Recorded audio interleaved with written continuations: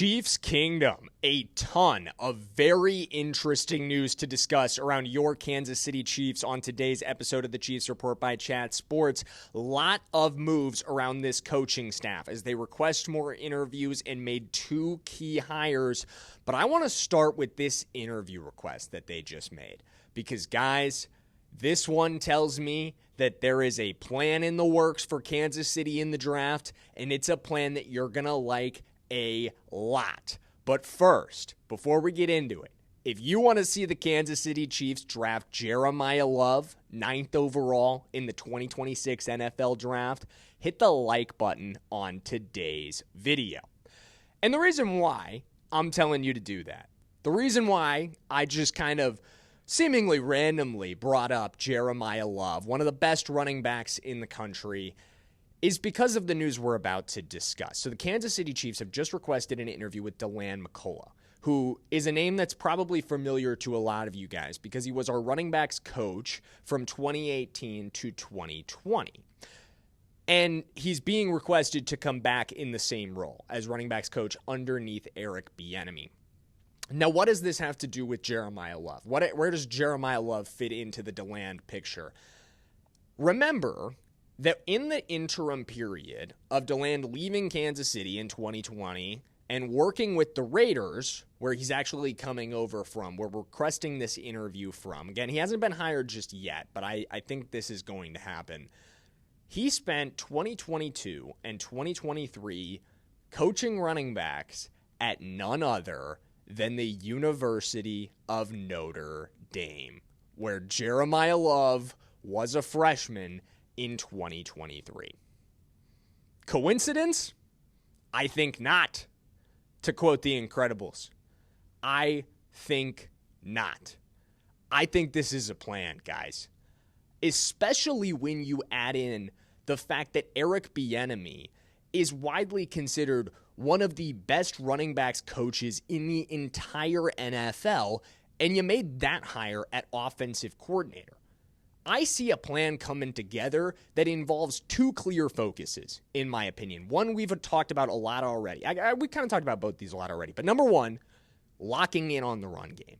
Making the run game a key emphasis. Something Andy Reid has struggled with in the past. Let's get back to establishing the run with consistency. How do you do that? You bring in guys who love to run the football. Eric Bieniemy and Deland. That's two hires in the right direction, in my opinion. And then, how do you also get better at running the football? It doesn't help to just run the ball a lot if you kind of suck at doing it, which we did last year, unable to generate explosive runs all year long, something I gave this team a lot of criticism for. Go out and get the most explosive running back in the entire 2026 NFL Draft at the 9th overall selection, and that's Jeremiyah Love. It's not even close. Not even close. And I see this plan coming together. I really, really do, guys. It's right there. All the pieces are fitting together. You don't just coincidentally go hire the guy who coached running backs at Notre Dame the year Jeremiyah Love was a freshman right when he's available in the draft, and you have a top 10 pick just a couple weeks after you hired an offensive coordinator who's known as a generational running backs coach. That's not coincidences, guys. This is a clear plan. And speaking of Eric Bieniemy, I want to continue to discuss him because he also spoke to the media yesterday. He had his first press conference with the media yesterday. And I put out a short on this already. So if you're locked in as one of our real ones, one of our subscribers here on the channel, and you got your notifications on and you're seeing our shorts, you might already be familiar with my takeaways here. But I want to go through them again for anybody that happened to miss that short or happened to miss that press conference in general. Because it was brief. It was just a Zoom press conference with the media, not the whole official 9 yards of introduction yet. I think that might be coming later down the line. But what Bieniemy had to say that I really stuck out to me, to be honest with you. Number one, he's excited to reunite with Kelce and Mahome. And of course he's going to say this, obviously. But I also found it interesting that he says he hasn't had too many conversations with those guys just yet, but is excited to get back to chopping wood with them as soon as humanly possible. So obviously that's what you're expecting to hear. And we've heard Kelce and Mahome sound off pretty emphatically about their love for EB over the last couple weeks and about their desire to see EB back in Kansas City. So seems like that plan, that reunion is going swimmingly. And then he got into some more, I guess, less fluffy stuff after that. He talked about the difficulty of leaving Chicago. And I found this interesting. Obviously, you're leaving a team that just made the postseason, won a postseason game, made it to the divisional round, and lost a heartbreaker to the Los Angeles Rams. And you're also leaving one of the better offensive minds in the NFL in Ben Johnson, widely considered to be a really, really bright guy, rising character in this league, absolutely. But what Bieniemy said that stuck out to me and that I think still signals that we've got one of the best head coaches in the NFL in Andy Reid, if not the best head coach in the NFL in Andy Reid, is he said when Big Red calls, you don't turn down the phone. You pick up. You take those opportunities. And he talked about Kansas City as an opportunity to come home, to get back in the saddle with the team that he's had so much success with before. And then lastly, he finished on the media. They asked him, how much has changed with you in your last couple stops? What's different about Eric Bieniemy now after your time at Washington, UCLA, and then Chicago as well? And he said EB is EB. He said he took a little bit, from each stop and added and learned, but that Eric Bieniemy is Eric Bieniemy. The process is the process. The standard is the standard, and they will be detail-oriented, and there will be a standard of excellence. That's basically an exact quote from what he said there, and I love that. I absolutely do. That's exactly what you want to hear, and it's exactly what you expect to hear from Eric Bieniemy. We know who this guy is. He was originally let go from Kansas City for being too disciplined, for being too demanding of the guys, in some people's opinions. But the more I think about things over the last couple of years, and I know I've been critical of the Bieniemy hire, I'm starting to warm up to it a little bit because I do think that discipline could be what this team needs. I do. I think it might be the right time to bring that kind of attitude back to Kansas City. And I think also it's the right time to tell you guys about the sponsor of today's video, and that is Prize Picks. The big game is almost here, and there's no better way to cash in during America's biggest sporting event than Prize Picks, where it always feels good to be right. And since the big game is right around the corner, that also means it's your last chance to get into the football action before next season. So close the season out right with Prize Picks by getting $50 instantly in lineups when you play your first $5. With the new social feeds feature, you can share Prize Picks with your friends and copy lineups from winners with a single click. Copy lineups you like or use them as inspiration for your own picks. You can even follow Prize Picks partners like us and tail or fade our picks with just one click. Guys, I love Prize Picks. I absolutely use it all the time. Was actually just setting up a lineup for some of the basketball action tonight the other day.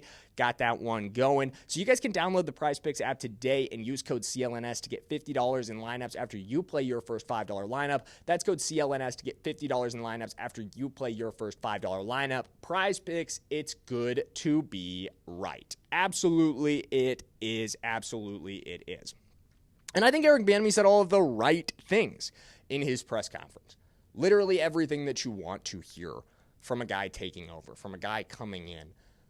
But it's actions speak louder than words in a lot of ways. I'm interested to see. We've talked a lot about what I want to get out of Eric Bieniemy coming back.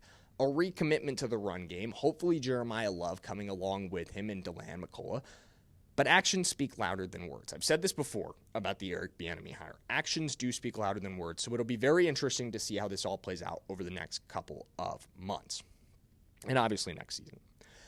Couple other assistant hires that I want to talk about before we get out of here today that I think are interesting to note. 2 hires made, one defensive quality control coach and one offensive quality control coach for the Kansas City Chiefs today. Let's get started with CJ Cox. So this news broke from Pete Thamel this morning. C.J. Cox is being hired as a defensive quality control coach for the Kansas City Chiefs. He is coming over, from Coastal Carolina. Before that, he spent some time at Montana and Kent State. He's been a fast riser over the last couple years, not somebody who's been coaching for decades and decades, but has quickly built himself up. This is his first NFL opportunity. So a big step here for C.J. Cox, although he is just a quality control coach, so it's not like he's a major positional coach yet, but someone that seems to be a fast riser and someone that I'm excited to see the Kansas City Chiefs add to the coaching staff. I think he can really support the development of our secondary. We got some young talent in there, and that might get even younger this offseason. We've talked about the potential for trading away a guy like Trent McDuffie. That is absolutely something we have discussed. It's something we'll continue to discuss because I think it is very real that the Chiefs will consider it. It's just impossible to ignore Brett Veach's track record of moving off of the corner position, of not valuing it as highly as other teams do, of taking his opportunities to save cap space at that spot and invest it at other spots. So it's something we'll continue to monitor and continue to discuss. And could this be a signal?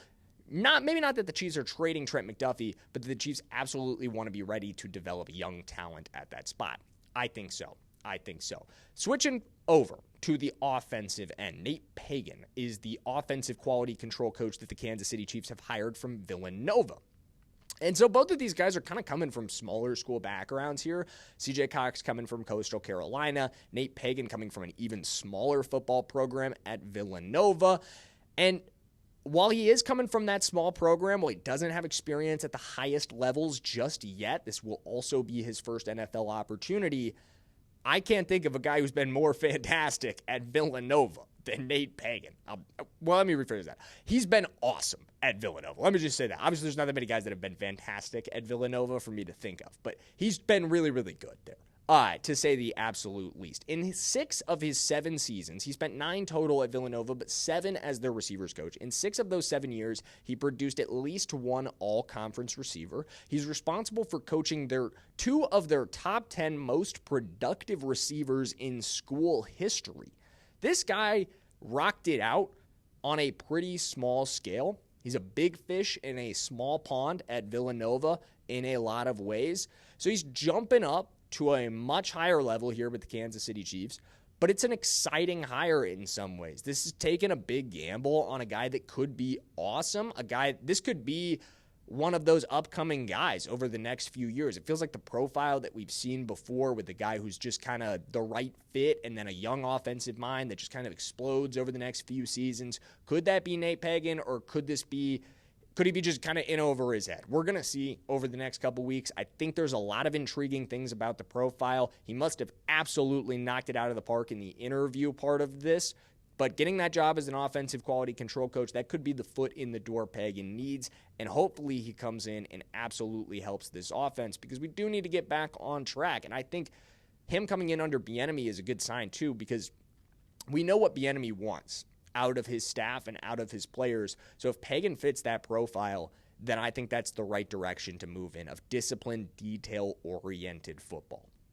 So a lot of news on the hiring front today for the Kansas City Chiefs. We kept you updated on all of it. If you enjoyed today's video, if you stuck around till this point, give me a real one in the comment section, and make sure you hit that subscribe button to stay up to date on everything you need around the Kansas City Chiefs this offseason. We'll see you guys in the next one, and as always, let's go Chiefs.